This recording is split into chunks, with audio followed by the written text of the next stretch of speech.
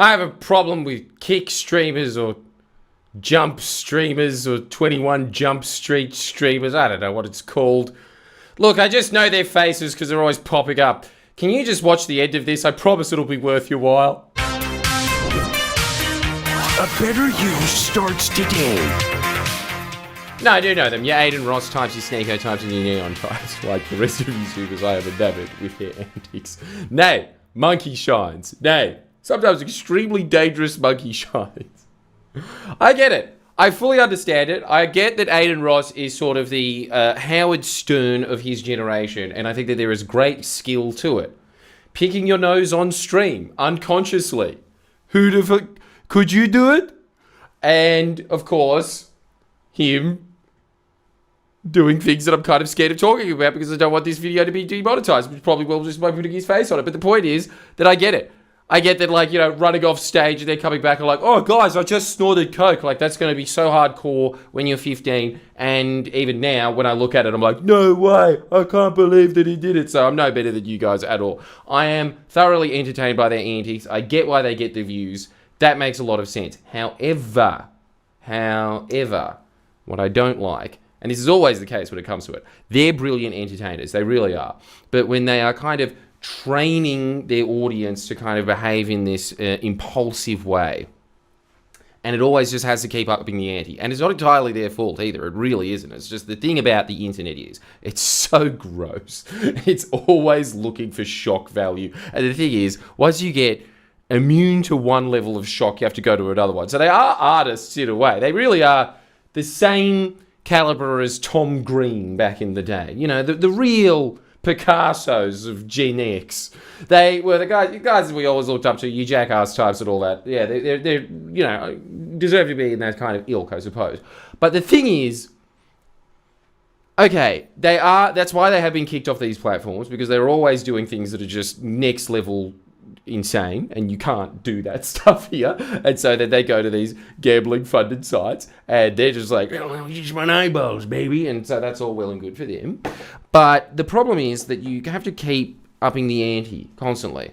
And as you can see from all of the upstarts that are going there, there's that guy like Joey Salami or whatever, they are upping it even further. And it just becomes this endless outbidding of the other person. So it must be extremely exhausting being those guys. They deserve every penny they get. But I will say that if you kind of make that behavior acceptable, what does that teach you? At its core, I don't even care about, like, this sounds like a really big problem on society. I'm talking about you. I'm talking about you right now. I'm not one of these people sitting there just being like, it's very problematic. It's like, dude, every generation, they always say that. This is decaying society. I really don't subscribe to that at all. I think that there are things that really decay society.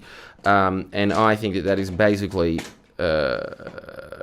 look, I've probably made enough enemies. I'll talk about who I hate specifically later.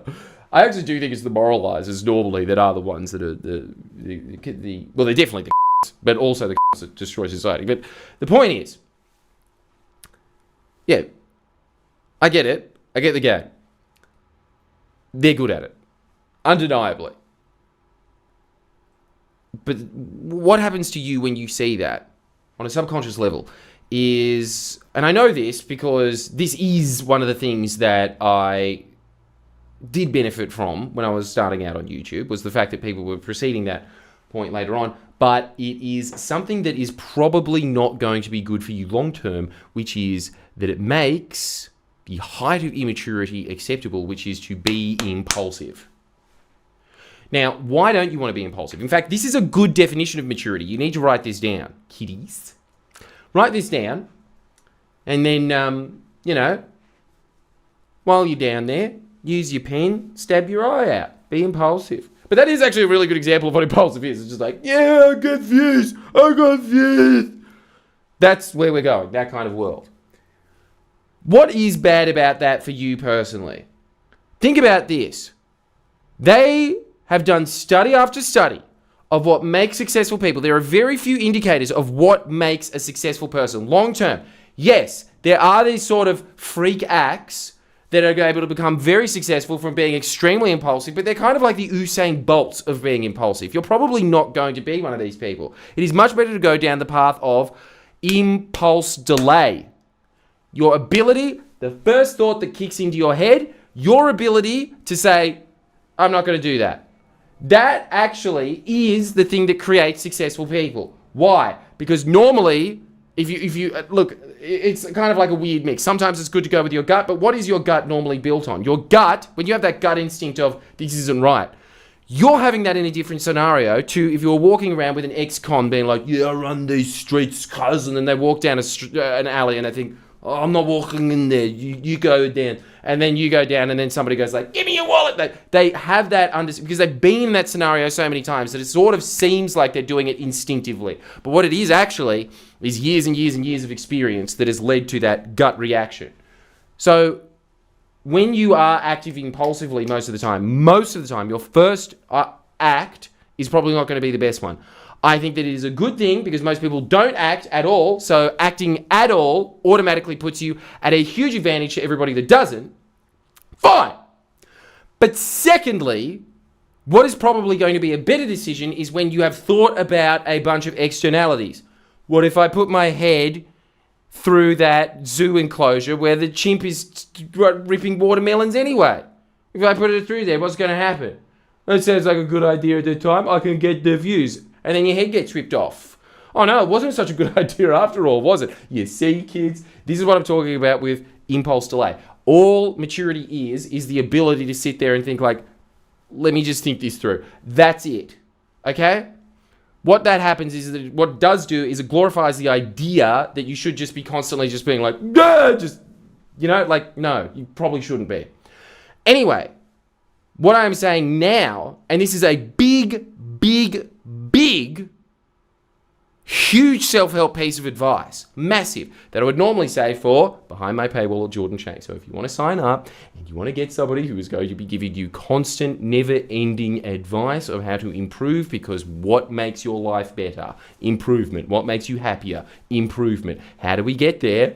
We get there by having a life coach. You are not going to find a cheaper one. You're not going to find a better one, frankly. I've read so many bloody books on it, and that's all it is. It's just me reading a book every week and then saying, like, here's the extracts. Here you go. You don't have to read it now. And, like, the book cost me, like, I don't know, $30 or whatever. It costs you, like, $2. So sign up. Sign up for free, and I give you questions to prompt your mind so you're at least looking in the right directions of how you personally succeed. Because, like, see, look, regardless of whether you pay me or not, regardless of whether you watch this channel or not, I want you to get into the habit of self-help. But I would prefer if you paid me money. Now, we'll go back to this now. Here's the main point that I want you to get out of your mind. Yeah? It's classic Tony Robbins point. Your entire life, what dictates every one of your decisions is pleasure or pain. Every single decision that you ever make is either, yeah, this is going to be fun, or like, oh, this isn't going to be fun. I don't want to do that. That's all that's happening in your head all the time. Now, one other little piece of advice that I've put in other videos before is anytime that you have one of these painful reactions in your head, if you're able to take a second take at it, you'll realize I'm just catastrophizing. Most of the time, it is never going to be as bad as your first thought of like, oh, this is going to suck. Writing down things is going to be awful. I can't believe that I have to write a list. And then you write the list, and at the end, what do you feel? Way better. Way better than if you just went out and smoked and drank the whole night. Way better if you just wrote that list. Because there's all these like problems that you're trying to escape anyway, and you think, yeah, if I drink and smoke, I'll forget it. And you do forget it, but guess what happens tomorrow? Those problems are still there, and now you've got more problems. Because you bashed a cop last night or whatever. So now, hear me. What is happening in your mind all the time is this constant, I want to do this thing next because it's going to be pleasurable, or I don't want to do this thing next because it's going to be painful. At the core of self-help, what we are doing, you can see how we're really peeking behind the wizard's curtain here, and I need you to write this down.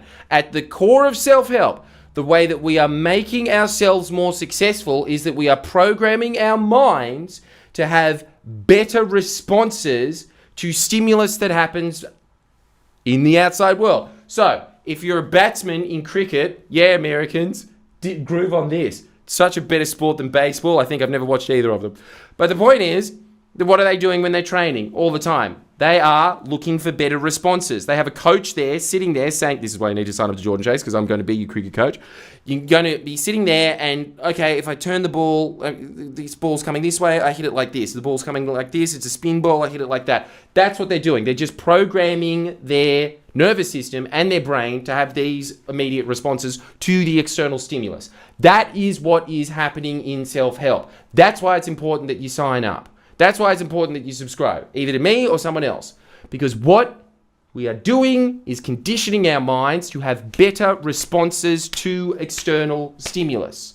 Now, one of the big things that we are always doing to program ourselves is we are always in conversation with ourselves. Your entire life, write this down, the quality of your life is the quality of your communication, both externally in the world. Good leaders are always good communicators, and internally with ourselves. Most importantly with ourselves. When we are programming what is pleasurable and painful, did you know that you have complete and utter control over that? Now, a lot of the time when you do something that you know that you shouldn't be doing, like, I don't know, dropping bricks on a builder's head on a construction site, you're like, ugh. Why is that? It is because of that impulse in your head, and you haven't considered the ramifications of, like, maybe you'd die and I'd feel remotely upset, and even if you're a sociopath, you'd just be like, well, maybe I'd go to jail. There's some reasons that you probably shouldn't be dropping the brick on the construction worker's head. I know this is the most relatable point that I could have possibly made. I will stick with it. Instead, what we are doing is we are talking to ourselves so that we come up with a better solution. So, did you know? And I don't think that you have ever thought about this before. Because honestly, I forget it all the time. And I've just been reading it over and over again for like 10 years. You can convince yourself that something is going to be pleasurable, and you can convince yourself that something is going to be painful. Permit me to explain. Say you've got a choice of, very, very simple choice. Say you've got a choice of fizzy drink. No fizzy drink for me today. Like this video if you know who that is. And you've got a choice of water. And you think that it's going to be more pleasurable to have the water, but you also know that you're becoming a fat and there's always something in your head that you're just like, I just got to get it. Like, you know those moments where you're like, oh, I'm going to get the Pepsi anyway. And you get it even though you don't want to get it. What is happening there is just your nervous system has been trained to think, if I have the Pepsi, I'm going to feel better. Even though you mentally, you might have even caught yourself going, I know that this is going to be bad. And then you just buy it anyway, and then you drink it. We've all had that experience. That is because your nervous system has been trained, like the cricketer, to get that. Because it has that immediate little reward on your tongue. You go, and then you go, yeah, and that happens every time. So it's looking for that response. You can talk yourself out of getting the Pepsi. This is a massive advantage in life. Most people don't understand that they can do this. I'm sorry, they don't. I know that you're sitting there and saying, oh no, I can do that. You don't. You don't practice this on a daily basis, but you should start practicing this because you can convince yourself to doing a much better action most of the time. Most of the time, you can convince yourself to take a better action. Have you ever had a friend? I don't know. Say you're at a party. I know that this is a very good example. They were just dating someone. It was a very grey area. They were just starting to date someone. And then this other hot chick comes along and was like, let's f***. And then she was like, okay. And then the other friend came over and was like, no, you've just been in a relationship. You don't want to be doing this. He was like, f*** you, why? And he's like, because, look, you might end up marrying this person. So just maybe it's not a good idea. Like, talk him out of it. Talk him out of having sex with it. Now he looks back at that point and he's just like, now I've got a wife. And it was that one little juncture moment. You can do that internally to yourself. In fact, one of the big points of self-help is that you have to turn the internal dialogue into your head as if your internal dialogue is your best friend. Your internal dialogue is your best friend giving you advice all the time. So you can argue against yourself. This is called cognitive behavioral therapy. Cognitive behavioral therapy. CBT. That's all it is the ability to talk yourself into doing things and talk yourself out of doing things. And you can do it with everything. So you don't want to jump into fresh water. Oh, I'm scared. It's going to be really cold. But then you can always remember, okay, but what happens after that? I'm going to feel refreshed. What happens when I'm jumping in the water? I'm going to have a lot of fun. It's just going to be like a moment of, it's cold, and then immediately after that, yeah, for the next 2 hours. So what has happened there? You've talked yourself into it being more pleasurable. Pretty much you just have to work off of these 2 scripts over and over again. If you don't want to do something, it's painful. You have to convince yourself that it's going to be more pleasurable than painful. You want to do something like grab the Pepsi, you have to convince yourself that it's going to be more painful. How do you convince yourself that it's going to be more painful? You convince yourself it's going to be more painful with the thing of like, well, afterwards, I always feel worse. Every single time. My head is kind of just like, discombobulated. And for the rest of the day, I'm not able to concentrate as much. This is how I was able to talk myself out of drinking coffees. Now, look, I still do it, but I am not one of these, I need a coffee to start my day. I'm not one of those people anymore. Same with cigarettes. I was able to convince myself out of smoking every day. Sometimes I still do it. Like Obama, I can't shake it. That's definitely true. But I've talked myself out of smoking a hell of a lot more cigarettes than I have smoking the cigarettes. Obviously, in our moments of weakness, we are going to succumb to it. As I'm always saying, who cares? We're talking about the trajectory down here. But what I want you to understand is that when you start arguing with yourself about why this is actually going to be better than what you're originally thinking it's going to be, and why you're thinking that it's going to be more painful than what you would originally think it's going to be, if it's a bad thing that you don't want to do, this is the height of maturity. This is the height of leadership. This is the height of your quality of life, which is getting better at communicating, getting better at making arguments. That is a huge skill, a huge meta skill. Have you read Atomic Habits? He's always talking about that, right? Like he's always talking about a meta skill, one skill that helps you with all other skills. Classic example, reading a book a day. Not reading a book a day, but reading for an hour a day. That is a classic example of something that is going to benefit you for the rest of your life. This is exactly the same thing. If you start getting really good at arguing with yourself, when you catch yourself being like, I know that I should be doing this.